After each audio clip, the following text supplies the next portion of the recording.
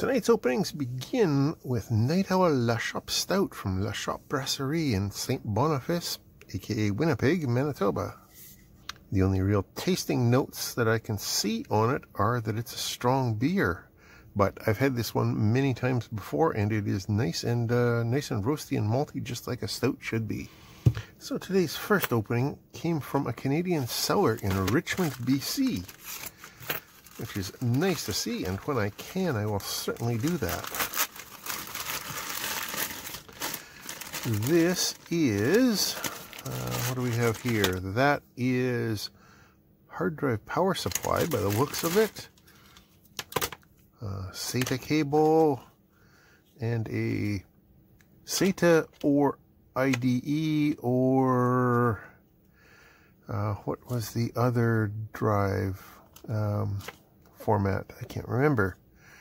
Or maybe there's two different types of IDE, all going to USB. So this should allow me to connect old hard drives that I got kicking around here, or hard drives that I get and want to use as portable drives, or a CD drive should I need to use it with my computer. Just connect them quickly and get files on and off them, and then put them back into storage on those rare occasions when I need some of these older drive standards, or when I need to use an external drive. External drives like this server drive that I got from an undisclosed source. USB 2.0 to SATA IDE cable adapter for hard drive HDD disk CD DVD, brand new.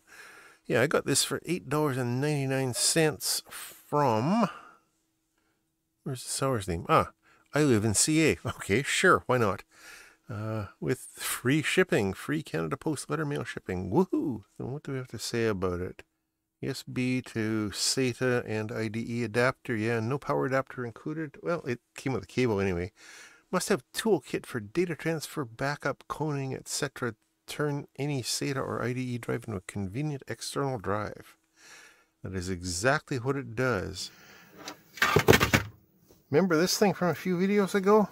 Let's see if it will power this unit up. So, which way does that go? That goes that way. And I think I'll plug this into the USB initially for the computer so that it's just there when it powers on. And we will see what happens. Nothing is what happens. Oh, wait, it's there. There it is there. Okay, so it exists. But it hasn't showed up as a drive. That's the two drives that are internal to the machine here. But I am not seeing this 2 terabyte drive pop up. Huh. But the unit is definitely there. I wonder if my drive is dead. It's entirely possible that this old server drive is dead. I haven't actually been able to test it. I was kind of waiting for this thing to show up. I'm not quite sure what to think about that, but in the meantime, let's get into the next thing. This says LED light. This is something that came to my P.O. box. So I'm hoping there's something different and interesting. It is 3D shadow light.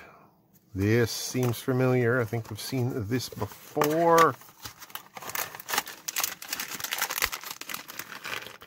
Yes, this is more T10 style lights. We have two different colors of plastic on them, but these are both the 4 LEDs in front. We had some of these a few weeks ago. I think they were a different color. Let me just get some power onto here, and we'll see what they are. So this first one with the yellow siding on it. Oof, that looks orangey or ambery or something. What would you call that? And the one with the white plastic on it. Oh, that looks like a cool white. Yeah. So I guess in this case, the color of the plastic housing indicates what color the light is, or thereabouts. And just for completeness, it looks like these things draw about 40 milliamps when they're lit up. We've seen these and variants on the theme many, many times in the past. I will put a link down below to T10 Amber, sorted cheapest first, and feel free to scroll through and see all of the different form factors of these same LEDs. I'm not seeing the exact ones we've got here right now. We've got lots of those ones in the past. They're in here somewhere if you scroll deep enough. But yeah, there are tons of variety of these things. And I am going to have to come up with some sort of a project that makes clever use of them. Or at least makes use of them in bulk, because I got a bunch of them now. Alright, next thing in is electronic components. Nice big bag of them too, so let's just see what we got here. And bubble pack, okay, cool. Ooh, and in some kind of plastic. So this, are those potentiometers? We've got the washers and nuts over there. I think they are potentiometers. How do we open this? So it just peels open this way. Let's get one of these guys out of here.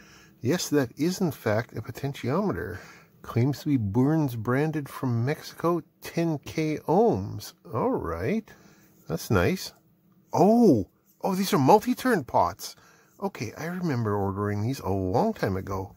The reason you'd want the multi-turn pots instead of just a regular potentiometer is so that you can get a lot more precise adjustment of something, rather than just having 300 or so degrees to turn. You've got essentially 3,000 degrees to turn through for the same variance in resistance. So those, what were those for? Other than just that they're a useful thing to have for projects. I think I may have ordered those when I was ordering parts to upgrade my my homemade DC load. Let me go and find the listing for these. I think they were not as expensive as you would expect for Burns branded. Although both the pots themselves and the packaging is all labeled correctly with what you would expect it to be if it was a real thing. One piece 3590S-2-103L 10K ohm resistor, Wirewound Rotary Precision Potentiometer 10 turn. Got these from Satisfy Electronics. Currently they're selling for $1.87 each Canadian or $1.38 American.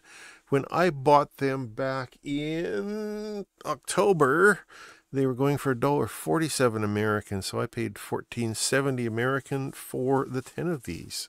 All there is down in the description is a description. Oh, they're 2-watt handling. Okay. Yeah, total rotation angle 3,600 degrees, plus or minus 5. Sure. Wide operating temperature, storage temperature, blah, blah, blah. 1,000,000 rotations is the lifespan. Sure. Not much other than that to say. And it doesn't promise that they are Burns. They sure look like they are, though. I don't see the Burns logo on the ones in the photo, although that never means anything. But yeah, if these are legit, I got a hell of a deal, because they should be a lot more than that if they're real Burns. And even if they're not, I wasn't expecting them to be. I paid $1.50 each, which is cheap for 10 turn pots. So after that bit of fun, I've got 3 packages that came on the same day in my P.O. box, and they all say LED lights. So place your bets. I'm going to guess that they are all the same and that they're all more of those T10 automotive lights. Let's just see if that guess is correct.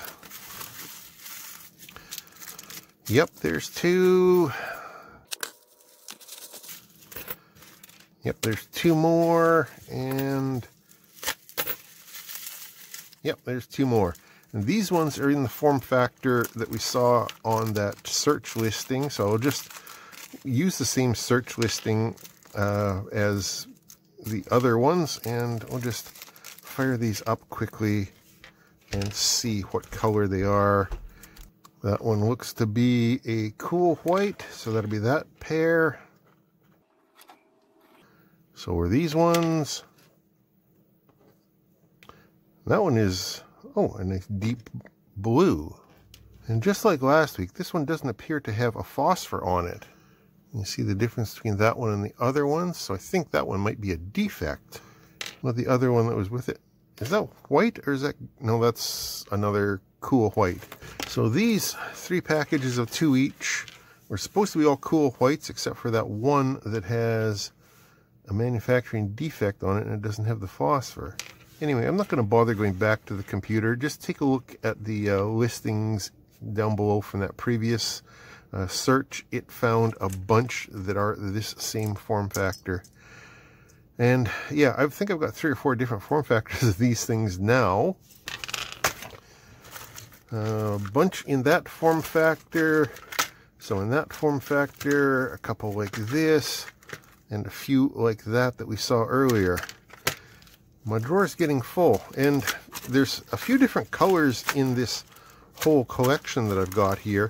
So I'm thinking some kind of a lighting display or just an electronic art project with blinking lights of some sort. I don't know. Got any interesting ideas? Maybe I'll combine them with a 555 and I don't know, maybe add a 4017, my old favorite circuit, and yeah, I don't know. Drop it down below if you have any ideas that I can use all these things for. Creative ideas, off the wall ideas. And as tradition goes, the last thing is usually the largest thing. So this feels a little bit flexible, so I'm going to be a little bit more careful slicing into it. Let's just see what we got here. Bag within a bag. Okay, let's try that again.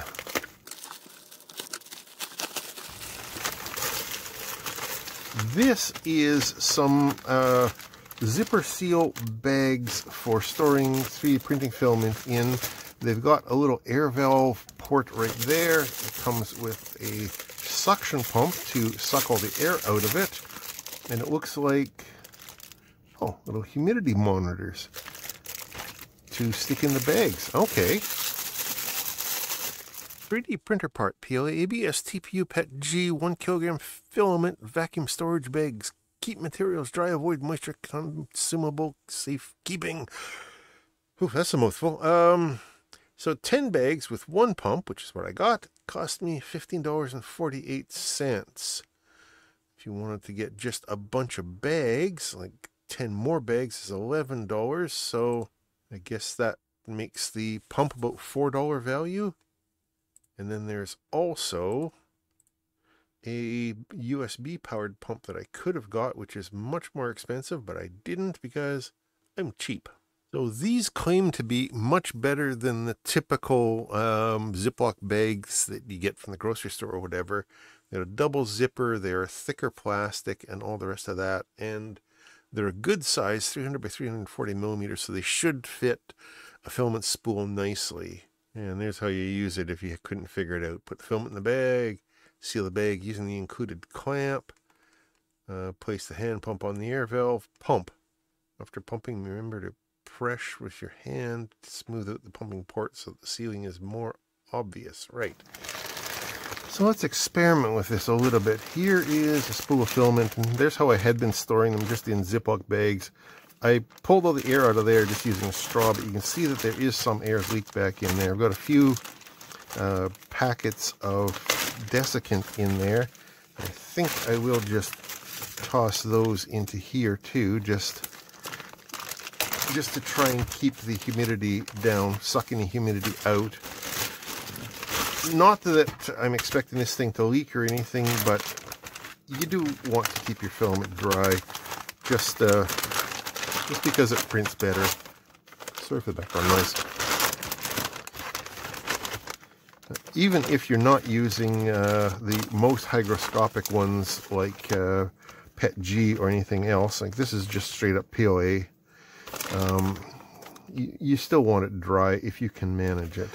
So you could just squeeze it shut like that, or you could use this included little clip unit, which apparently zips across there and seals it down, and then comes back off and you use it for later. There's a bunch of air in there, so you're supposed to just, let's put that on a flat surface, do that, and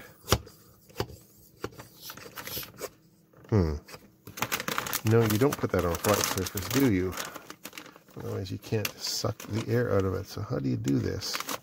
You need to be able to get a seal against there, because if you squeeze up tight against that, then you can't get a good seal with your pump.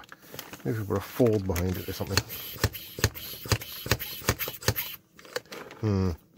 This may just be a gimmick. I'm gonna have to play with it a little bit, and we'll see. But that's supposed to be a one-way valve. Hang on. I'll be back in a minute.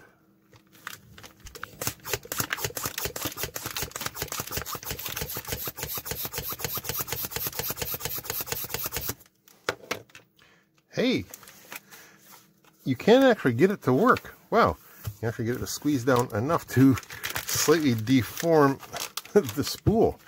That might be a little bit excessive, but it does actually get there if you are persistent enough to get the, just let a little bit of air back in.